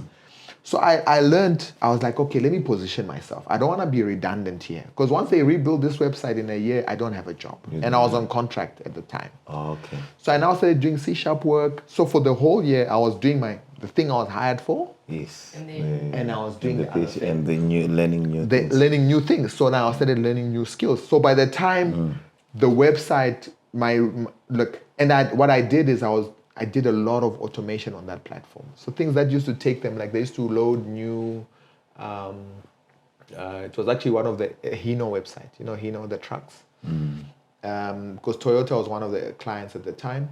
I used to load like the pricing schedules like every month or every other month. I don't know how long it was. So that process it used to take the old developer like maybe a week to do. I started doing it in like 3 hours. Right? No, but I just number one. I adopted what you call a lazy developer mindset, right? No, it's optimization. Which is like, I'm going to optimize. I'm not going to do this because the way he was doing it, no, man, it's too long to do it that way. Yeah. I started optimizing the first couple of updates, and the guy was managing, the project manager. Yeah. Was like, are you done already? I'm like, yes, please double check it. Because I was not used to it. I was not used to it. And at it's that like, time, you did it in like a day or two. Because the first time I did it in 2 days. But it was actually 1 day. And I spent the second day just double checking everything. Because I didn't want to be fired. But then I learned to say no as well, right? Yeah. A lot. So I worked there, and then eventually I got hired on a full-time basis. Okay. I think about a year later. And that's when I won, the award. So I was in that company for about 3 years. Wow. Right? But at the end of the third year, because of what I studied software engineering and business. Right? Nice. I didn't just study software engineering. Like I was not a hardcore techie. I also understood business. Yes. But I always felt like up until that point in my career, I'd only done the business, the software engineering side, not the business side. So I was getting that itch to say, how do I pivot into that?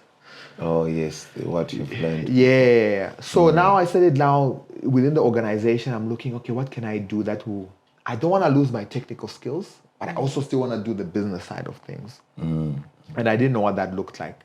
And that's when I came across data and analytics. So my team lead at the time, he then said to me, okay, Munya, for some reason, and that's why I say putting power of manifestation is real, right? Put it in the right. Put it in the universe, right? Put it in there. Just say, universe, this is what I want. Yes. And I put it in the universe, and the universe was like, okay, Hugh. Maybe like a month or two later, my technical director came and it's like, Munya, are you busy this week? I'm like, not really. Then he's like, okay, cool. We have Toyota, our client. They want some data. I don't know what this thing is on their platform. Go figure it out. Here's a link to Pluralsight. There's a Pluralsight, which is like a coding platform. Here, go learn the stuff. So I went and I learned, and I liked it, right? Because when you do data, you talk to business. Yeah, true. And you have got time with business people because you're speaking their language. You're telling them this is how the website performed, this, that, and that. So now I saw that, I'm like, this is actually fun because I'm still implementing, meaning I'm not losing my technical skills. And I'm getting to speak to the numbers and the data and analyzing. Because you're a software engineer, you understand data. It's a default, right? It's part of your process. So I started doing that in the agency, and I started now implementing. So I did the Toyota website, got that out of the way, and then I started implementing data and analytics on every platform. Learning from scratch. Learning and building. And because I studied business and business systems design, business systems analysis, I started now designing systems for them to start incorporating all this data stuff into their processes. Oh, nice. So before they launch any website or app or whatever, they need to incorporate data and how it implement it. And then I build the reports and everything. You see what I'm saying? So that was my first gig. So I always say I did my software engineering, my software development, which I was hired for, but I was also doing the adoption of data as a practice. And this was before data was cool. Yeah. This is 2012. Before now, it's now a currency. Yes, this is 2012, 2013. Yeah. A lot of businesses didn't even have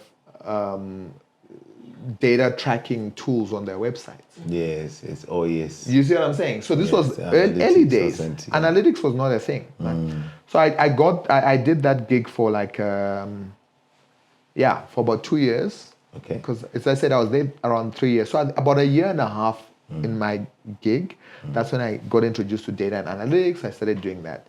So that was my gig. And then I was like, okay, cool, what now? And I said, universe, I want to move now. This data thing is nice, but I also don't want to lose my technical skills. Because remember, I've been building up these skills for years. Oh, yes. And you're in a new space. I'm in a new space. So guess what happened now? I then got approached. Because remember, I had a love-hate relationship with the recruiters. Because of how they treated me when I was still an illegal immigrant. Okay. You know? That's So that's another. That's okay. I say that to say this because at the time, when they then came, it was on LinkedIn actually. Somebody slid into my DMs, right? And was like, "Yo, listen, we're looking for a person who's got technical expertise, like a developer, but somebody also who understands business." They would want to. Yes, it's like we've got a role. It's not a technical role, but it's not a business role. It's like somewhere in between. I'm like, huh? So I looked at it, I saw it, I ignored it for like a week. And then I saw the lady, she said she's from a company, right? Or she's representing a company. And I saw she gave me her email address. Yeah. So I saw the name of the company and the email address matched. So I knew it was a direct recruiter. It was not those intermediates, like people who, you know what I mean, those recruiting agents. It was not an agency. It was a direct recruitment from a company. So I was like, okay, this is interesting. So she even left her number. I called her, and she's like, okay, cool. Thanks for calling me back. I want to set up an interview. Okay. I'm like, interview for what now? It's like, no, I want to set up an interview with our team. They want to just interview you, see whatever. I'm like, okay, what is this job for? It's like, no, it's analytics. I'm like, I know analytics, man. Yeah, because you had started already. I'm like, I know this analytics thing is easy, right? And then I met with the developer and one of the business managers or something like that for this company. It was a consulting company. And then they told me about it, the job, telling me about analytics. And I'm like, I know analytics. I've been doing this thing for a year and a half. Technical, I know this thing. And then they said to me, okay. So they interviewed me, I think, I remember, it was on the 14th of January, right? But guess what happens? You know that thing that I said when I'm traveling on a road and it's smooth? Yeah. It's not for me. Guess what happened, right? Yeah. Whilst the moment I started having that conversation, I started having 3 other conversations with people that wanted to hire me. Oh. From nowhere, same time. Wow. So another thing, you said I should share some nuggets. Know what you want to do. Know your why. Know where you're going. Yeah. Because then the other things, you can see them for what they are. Distractions. Oh, yes. You see, so me, I knew I wanted to be in this analytics space. And the guys that interviewed me, right? And I was interviewed by different guys. They were in different countries because it was a virtual thing. Virtual interview. And they were asking me about analytics, what I currently do. What. I'm just answering basically based on what I know. Yeah. And other things as well. Right? And then they went quiet for like 2 weeks. And guess what? In these 2 weeks, there were people giving me offers, job offers. It was money that I had never even seen in my life. I didn't even know it was possible to be offered so much amounts of money. And I didn't even go for interviews. They were just saying, based on your profile, because I'll do that. Yeah, because they'll ask me, send us your CV, and I'll send them my CV. And because remember, I've been investing in skills this whole time. So now I've tripled my skill set, and my skills are way above where the market is. But because these recruiters, sometimes they work with international brands, they know like the brands will say, okay, cool, we know these skills are not in South Africa, we can take 1, 2, 3. Yeah. So now in a lot of instances, I would find myself with like 6, 7 skills. Sure. You see what I'm saying? So now that investment is starting to pay off. So, but meanwhile, these guys are quiet. And then they literally come back on the last day when I'm considering other offers and they're like, listen, we've got an offer for you. Double again. Yo. We're gonna call you double now. No, but you see, Bro, you move double. But I was never chasing. You were moving from is it draft now to the So I'm moving from draft. So they put an offer on the table. Yeah. It was very good. Yeah. It was almost double. It wasn't really double. It was maybe 1.5. Oh, okay. Right, in terms of what I was earning at that point. Because they needed to benchmark it around it was an American-based company. Nice. You see what I'm saying? Well, it was the holding company was American, and this one was a South African company that was bought out. Right, and they were willing to take me on, and they said, look, we'll send you to the UK for training. Oh, nice. First time. Okay. And which title you did? So there I went in as a analytics technologist. Oh, is it? Analytics technologist, right? Nice. But it was like technical analytics technologist. Yes. But it was like literally the implementation, talking to clients, working with client requirements. Because now you're linking your business aspect and your technology. Exactly. So I had to engage. And the first client that I actually worked for was Standard Bank. Nice. So they actually deployed me to Standard Bank to help them set up their analytics infrastructure to support marketing across the business. So it was literally like I was there with the client, we're shaping, we are trying to understand the strategy, trying to build solution and analytics. Like this was an enterprise solution, right? It was big. It was a big deal. And I'll come back to that later, right? Why I mentioned Standard Bank. So there I worked there at that place for about a year and a half. And then I decided, I think I know enough about analytics. Let me go on my own. 2017. Failed dismally as a business person. It's a start as well. Yeah, it's a start. But I think it was what was interesting about that is the fact that the learning from that was it's okay to fail. But you should take stock of the reason you failed. Yeah. And for me, the reason that I failed in that situation was because I didn't have the right connections at the right level. Yeah, I remember you mentioned connections. Yes, environment as well. 100%. I didn't have. I knew. Remember, I'd been consulting because when I was at this company, I was working with the different banks, obviously at different times because you can't work on the same. Yeah. So I worked with Standard Bank. I worked with Barclays before they exited out of South Africa. Then when they exited, I started working with ABSA, and then I worked with MultiChoice. Right, in different capacities. We also worked with a few other brands internationally, like AT&T, clients that were clients of that, but in the background. You know what I'm saying? Yeah. So I had worked with multinationals, but I felt like, okay, I know enough about analytics and stuff. And I learned a different type of I learned how to think about data in a different way from a business perspective. Okay. And the beauty of that is I sat next to the managing director of that company for almost the whole time I worked there. He sat like where you are here, and I sat there. Oh, nice. So you always talk about value, impact. He would never talk about technology.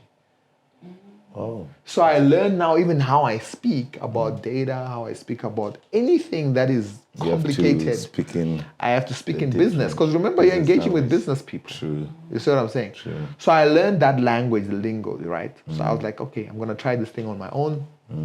2017, failed dismally.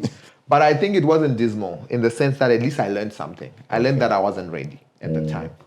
So when I was on my last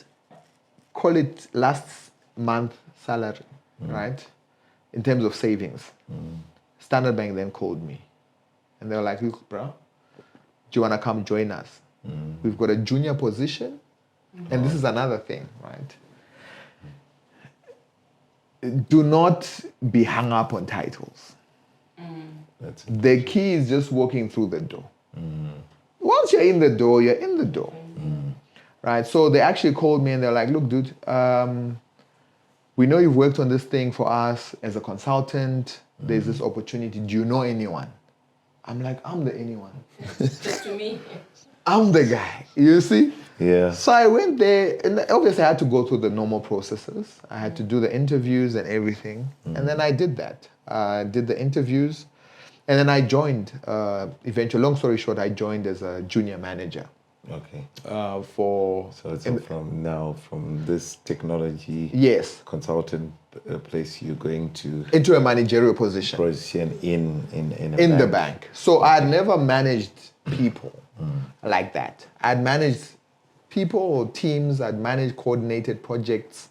I was okay with managing outcomes, but not necessarily people. So now I'm going into junior management positions. Yes. Obviously, it's not anyone who's who works in Standard Bank. You don't have direct reports as a junior manager. It's a role that you have to manage outcomes and manage stakeholders, but you don't have any people who are reporting into you. Okay. However, it was my exposure. The fact that it had manager. I was like, Wanted the title. We're gonna rock, right? So in my mind, when I went into that role, I was like, I'm gonna have to manage people. So I started now beefing up my ability to engage with stakeholders and management. But because I'd been very instrumental in setting up the foundations of the systems that I was gonna be administering and managing and making sure we scale up and get adoption for, I knew, as they say, where all the bodies were buried. Oh, yeah. So I knew what I needed to do. Undertaker. You see what I'm saying? I knew what I needed to do, right, to get the job done. Yeah. And I had a lot more context into how these systems work because of my intimate knowledge working with these systems. Oh, okay. So I worked with the team, and whilst I was there, I actually rose through the ranks. So I went. So I said, when I actually got to Standard Bank, I said I want to be an executive in 3 years. Okay. That's what I said to myself. Yes, that's good. And then the first 6 months I was promoted, right? And then within the first year of me being there, I won what they call the Mark of Excellence, which is essentially given to high performers, right, in the area. First year of being there, I'd never managed anyone. I got promoted 6 months into my role, and then I won this Mark of Excellence, which is essentially like a huge accolade. It's a big deal. If you win the Mark of Excellence, it means you've got visibility. It means that, first of all, your peers voted for you, that you're a person that they would like to work with. It's the work that's speaking for you. Yes, and then you've got the executives that then sign off on, we know this guy, we've seen the work that has been submitted, we've seen the motivations to say he should get it. And I was sent to, where did I go? Thailand. Bali. Didn't go to Thailand. I went to Bali, right? I went to Bali, all expenses paid for like a week. Yeah. And obviously you get the award. It's still hanging in my house today. Yeah, true. Right? Yeah. And then that was when I was in like in middle management, right? I was no longer a junior manager, I was in middle management. Nice. And after the first year, I won that award. Obviously, that created some good visibility for me. Okay, right? That's good. And then I was in that role, so 2018. In 2019, I got now a role, a senior management role. Within the bank? Within the bank, but I was moving from the department I was working, which is like a group function. I went into like South Africa. No. So now I started heading up analytics. I became the head of analytics for the retail banking space for South Africa. So essentially, that's what I was actually driving there. So I worked in that role for about 2 years. Nice. We did amazing stuff there. And then, remember, I've got a 3-year timeline. Yeah. True, yeah. Exactly. So now in that role, I actually built a team. I had a team of people who were reporting into me. I had also a team that was made up of grads and whatever. So it was like a team that went from me just being the person doing to having about 20 people in my structure. They were not all my people. I wasn't paying them, but some of them, the organization was paying. Yes, exactly. But I got 20 people there working in my structure, right? Yeah. So then I knew how to actually lead people or work through people. So as I said, remember, the learning was how do you work through people? Yeah. So that was my school fees, like, so whereas instead of commanding and control, I'm like working, okay, how do we get this done? Collaborate. Where I need to command and control, yes, I can do it when things are not going the way that, we've said it's going to go. So I did that for about 2 years, right? And then I got approached by MultiChoice. Oh, nice. Right? Nice. So MultiChoice then approached me for a group function where I was the head of digital analytics for the MultiChoice group. Sure. So it wasn't a small role. It was a group role, meaning looking after 51 countries and driving the digital strategy for... So not looking after 50 tables, but now looking after 51 countries, number one. And driving the strategy around digital. Yeah. It was in a division that was newly formed. It was a digital division to drive the mandate of the organization much more globally. Yeah. So that's what I was doing. So I did that for 9 months. Yeah. And there was a lot of crisis that I had to manage within that 9 months because it was building the team, setting things up and everything.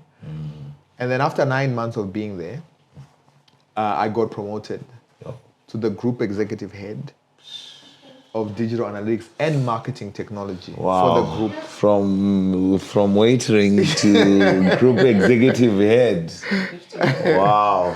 You see, so what that basically means, I mean, it's almost the same title, but the difference between a group executive head is that you can have executives reporting into you. Yes. So it's a bit of an elevated role from an organizational structure perspective.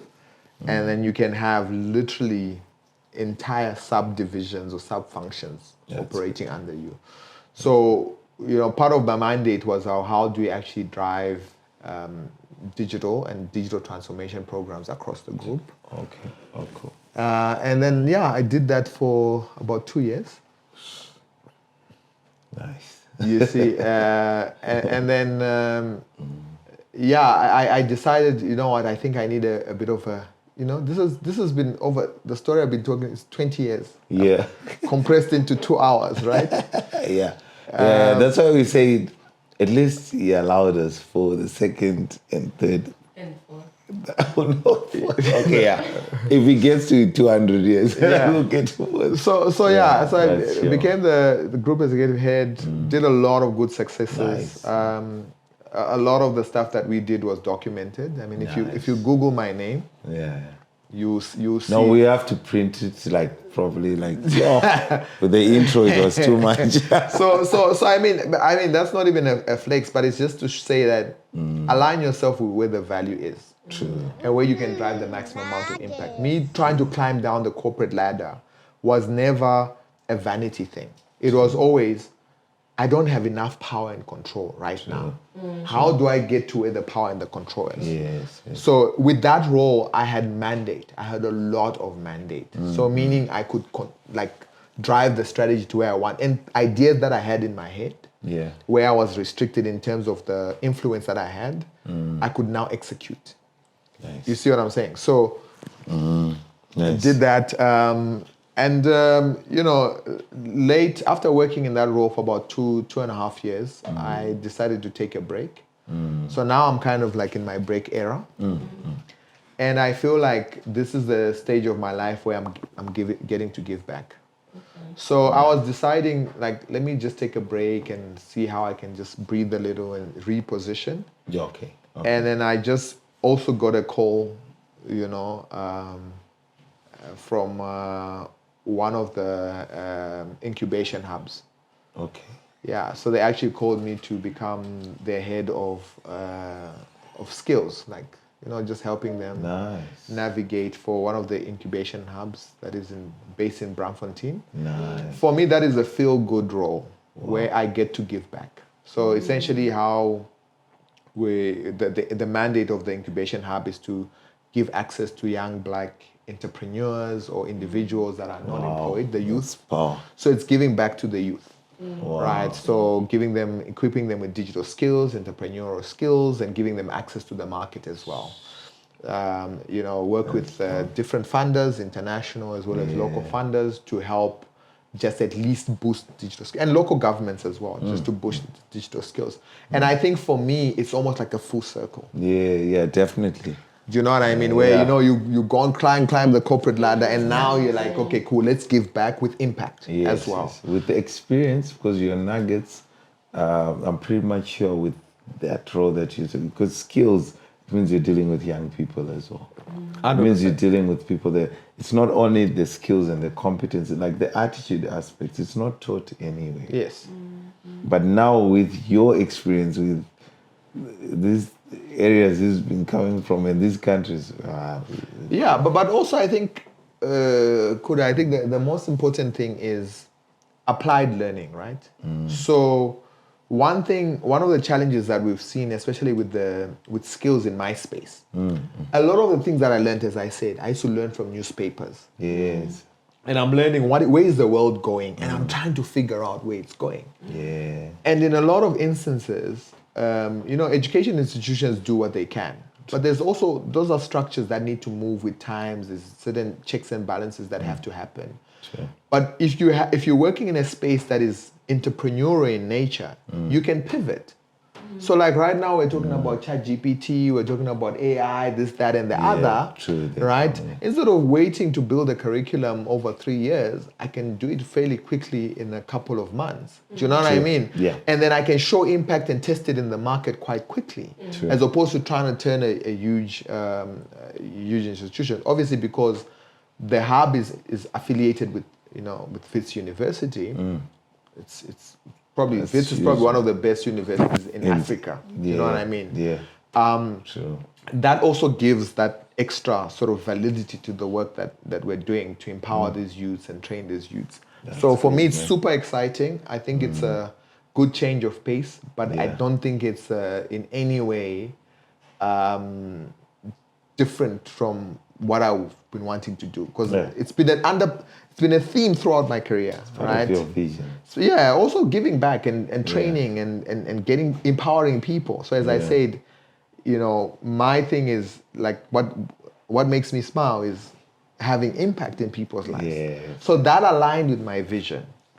Do you know what I mean? And that aligns with what it is that I feel happier doing. Because when I meet you and I can impact your life in a way that will change your life and maybe the life of the people that you care about, that makes me happy. You see what I'm saying?